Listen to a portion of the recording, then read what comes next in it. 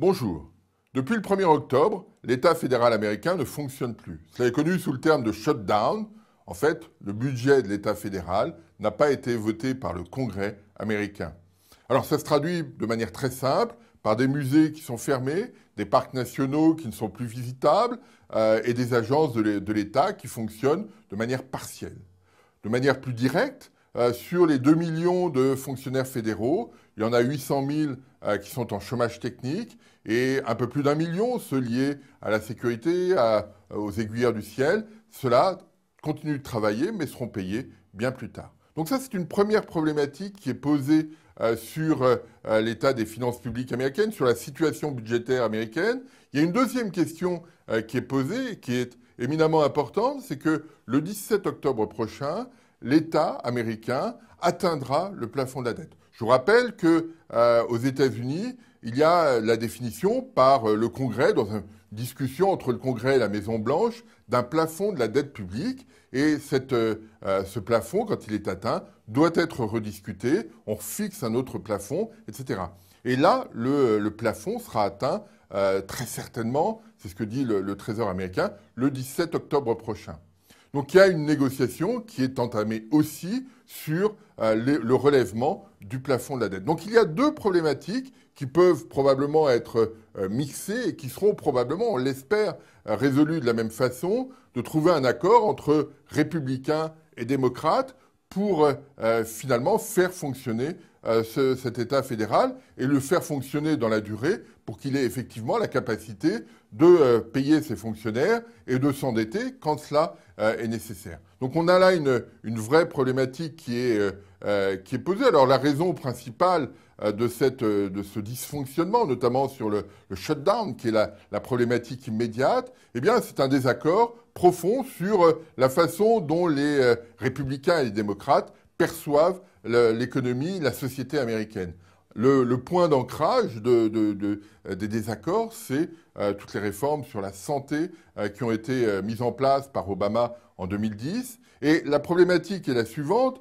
Une loi doit être d'abord adoptée par la Chambre des représentants à majorité républicaine et ensuite votée par le Sénat à majorité démocrate. Et donc, quand les républicains de la Chambre des représentants font une proposition, les démocrates s'y opposent parce que généralement, c'est une remise en cause ou un report des lois qui ont été adoptées sur la santé. Donc il y a une remise en cause des lois qui avaient été déjà adoptées. C'est cette problématique-là qui est posée et on voit bien que la situation est assez compliquée. Elle est au-delà de l'économique parce que quand on regarde le détail des votes républicains, eh bien il y a le parti républicain est un peu partagé en deux. Il y a une partie de ces républicains qui ont voté avec les démocrates en disant ben non, il faut effectivement un système de santé. Et puis il y a une bonne partie tirée par le Tea Party, qui est l'extrême droite américaine, qui dit non, non, on ne veut surtout pas de cette situation.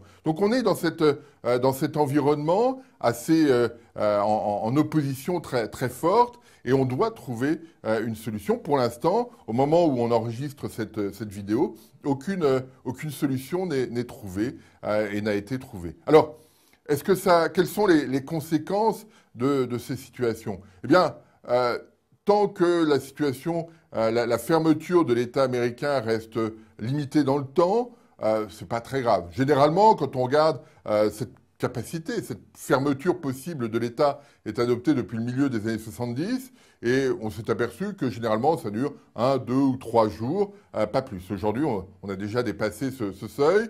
En 1995-96, ça avait duré 21 jours. C'est très long. Et en fonction de la durée de cette fermeture, il y aura un impact ou pas sur l'économie américaine. Et la vraie problématique aujourd'hui, c'est que l'économie américaine ne paraît pas suffisamment robuste pour amortir forcément ce choc s'il dure. Si ça reste même une semaine, c'est pas très grave. Si ça dure plus longtemps, ça peut être problématique. Et ça risque de durer un petit peu plus longtemps parce qu'on perçoit bien dans les discussions qu'il y a à Washington qu'un certain nombre de représentants ou de sénateurs souhaiteraient lier la question du budget et la question du plafond de la dette dans une même résolution. Et le plafond de la dette, c'est le 17 octobre. Donc ça risque de prendre du temps, ça risque de peser sur l'État américain.